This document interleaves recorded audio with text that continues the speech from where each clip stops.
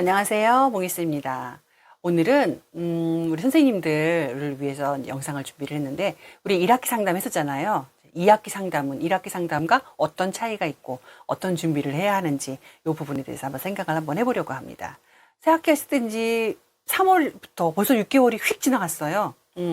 보통 빠른 원은 9월이 시작되고 9월 말쯤, 또 이제 10월 초, 아무튼 늦어도 10월 안에는 거의 상담을 끝내시는 편이거든요. 그래서 2학기 남은 기간을 부모님과 협력하여서 어떻게 아이 성장과 발달을 도울 것인지 이거를 한번 의논하는 그런 시간인데, 이제 우리 선생님들이 관찰일지도 쓰시고 또 1학기 말 그 평가서도 보내드렸고, 그리고 부모님과 수시로 상담하면서 전화 상담했던 그런 기록들, 그리고 1학기 상담했던 그 내용을 토대로 해서 이제 2학기에 상담을 준비하시면 되는데, 1학기의 포인트는 무엇이냐면요.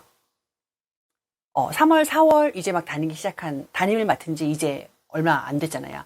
보통 한두 달 정도 된 다음에 상담을 하게 되잖아요. 그럼 그때는 부모님의 말씀을 잘 귀담아 듣는 게 포인트예요. 왜냐하면 한두 달 만에 아이를 다 파악할 거라고 생각을 안 하거든요. 사실은 근데 전문가가 보면 거의 파악이 돼요.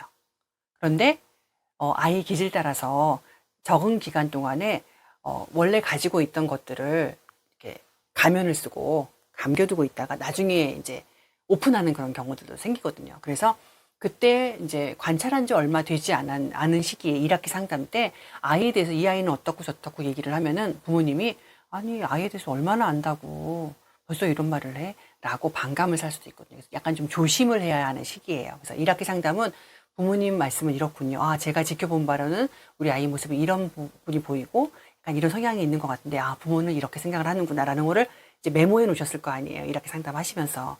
근데 지켜보고 1학기가 거의 다 끝나갈 무렵 2학기 상담을 시작하는 부분에서도 엄마는 잘못 생각을 하고 있다라고 하면, 이때는 이제 2학기 때는 얘기할 수가 있어요. 6개월 이상을 아이를 지켜봤거든요, 선생님이. 그래서 어머님 생각하시는, 집에서는 아이는 아이, 그리고 형제간이 있다면 형제가 있겠지만은 대부분 그 또래와의 관계 속에서 나타나는 것과 집에서의 모습이 많이 다른 아이들 같은 경우에는 형제가 없는 외동인 경우가 좀 더 많고요.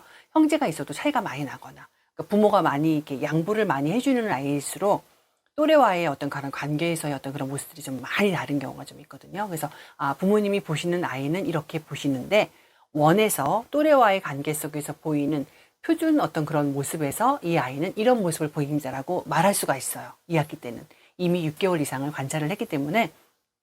그리고 그게 약간 문제 성향을 띠는 정도의 말이라면 그 전에 상담 전에 부모님과 전화 상담을 하실 때 약간 운을 띄워놓는 게 좋아요. 그래서 지난번에 말씀드렸던 것처럼 이런 모습들이 보이는데, 이제 상담을 오셨을 때는 교실 안에서의 모습을 보기 때문에 이런 장소에서 이런 시간에 이런 모습들이 보여집니다라고 하는 걸 설명을 하면 어머님이 이해가 좀 더 빠르시거든요.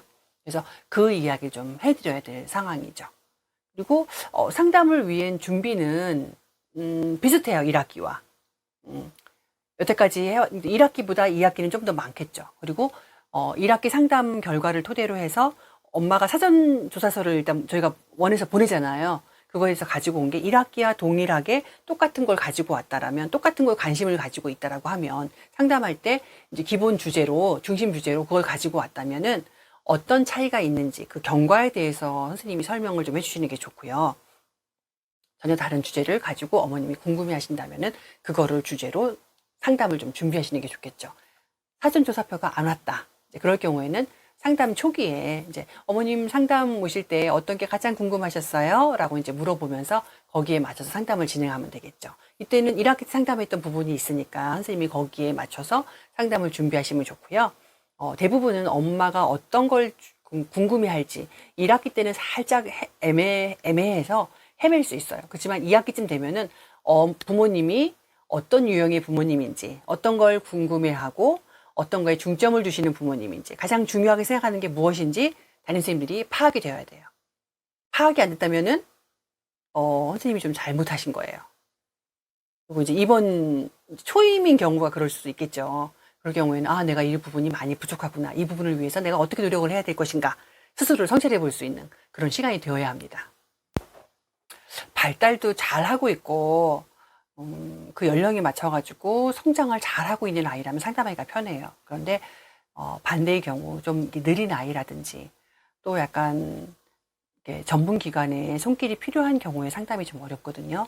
그러니까 아이가 발달상에 경계선상에 있는 아이라든지 그런 경우라면 선생님이 조심스럽게 이제 물론 이제 원장님과 상의를 좀 하셔야 되겠지만 또 이제 영유아 건강 검진에 나와 있는 거기 이제 조금 이제 의사의 소견에 이제 그런 부분들이 좀 있다면 좀 상담하기가 편한데 보험처럼 생각을 하시고 한 번쯤 검사를 해보시는 게 정상적인 발달을 하고 있다, 정상 범주 안에 있다라고 하면 마음을 놓으면 되는 거고, 만약에 이제 아이가 도움을 줘야 되는 시기는 사실은 굉장히 빠를수록 좋거든요. 이른 시기일수록 그 효과가 나타나거든요. 그러니까 저희 원에서도 보면은 정말 3살 때부터 이제 언어 치료, 감각 통합 치료, 놀이 치료 뭐 여러 가지를 해가지고 정말 너무 달라진 아이가 있는가 하면 이제 좀 달라요. 다른 아이들과 좀 달라요. 조금 자극을 좀 많이 주셔야 되고요.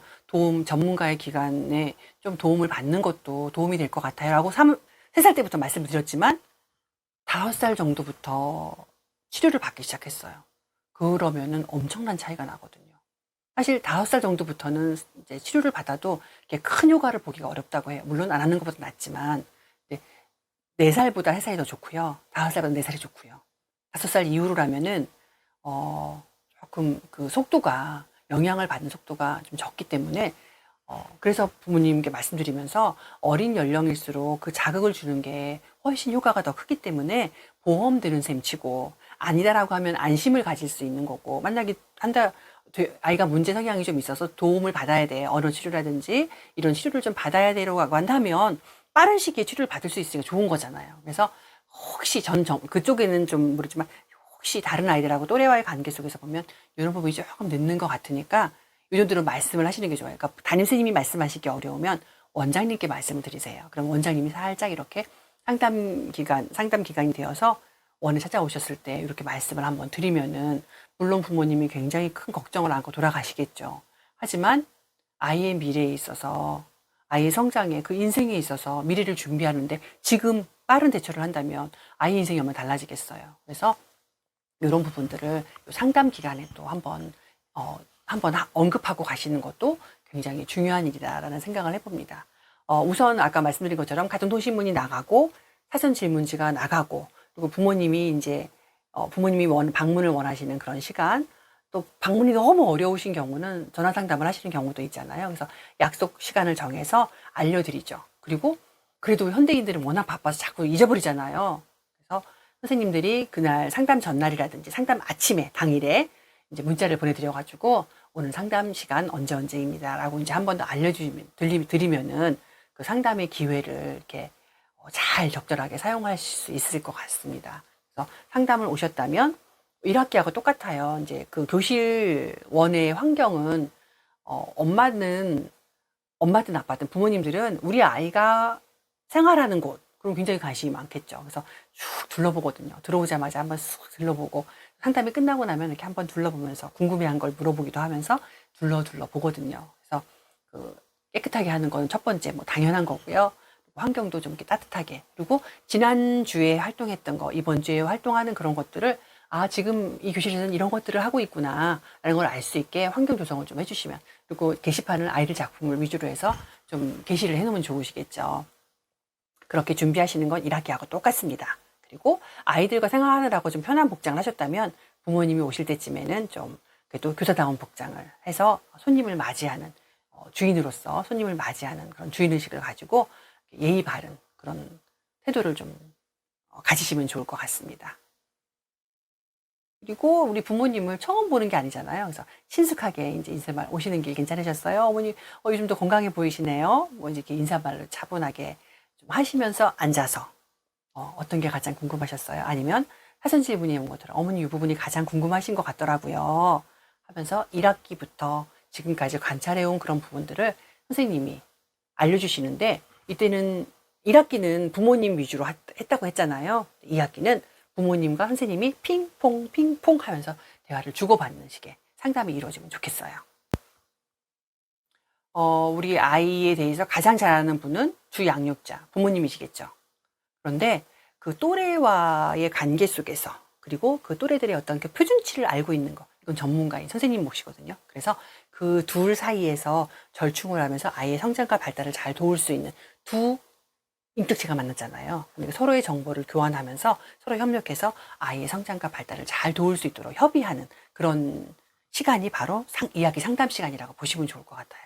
이제 학령기가 되어서 초등학교를 가야 되는 아이라면 7살 아이겠죠. 만 5세 담임이라면 학교 들어가기 전에 어떤 그런 것들 준비해야 할 것들에 대해서 선생님이 잘 준비를 하시고 그런 거에 대한 설명도 좀 드리시고 또 이제 부모님이 자연스럽게 그쪽에 관심이 많으세요. 그러면 어떻게 준비하면 좋을까요? 이런 것들을 질문하시거든요. 그래서 부모님이 이제 궁금해 하시는 그런 부분들에 대해서 선생님이 잘 준비를 하셔서 해답을 좀 드리실 수 있으면 안내를 잘 해드리면 좋을 것 같습니다.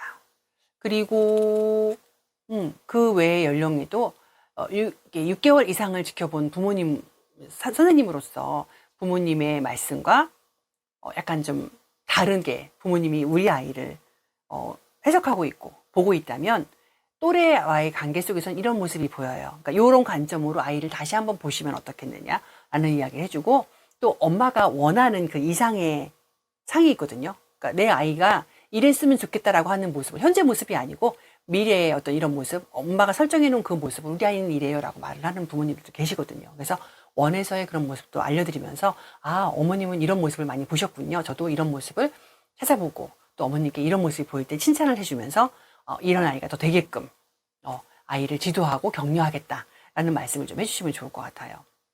상담 시간이 30분 정도잖아요. 제한적이에요. 그래서 많은 주제를 다루기는 어려워요. 그래서 중심되는 가장 중요한 것들 한두 주제 정도로 다루시는 게 좋고요. 그리고 이제 추후에 시간이 부족하다고 느껴지는 부모님 같은 경우에는 전화 상담으로 이 주제를 계속 우리 이어나가요. 그래서 원에서의 모습과 가정에서의 모습, 부모님과 선생님이 하나가 되어서 서로 협력해서 아이의 성장을 잘 돌볼 수 있도록, 잘 도울 수 있도록 우리 같이 마음을 한 가지로 먹자라고 하는 이제 말을 하면서 이제 인사하면서 끝내시면 되거든요.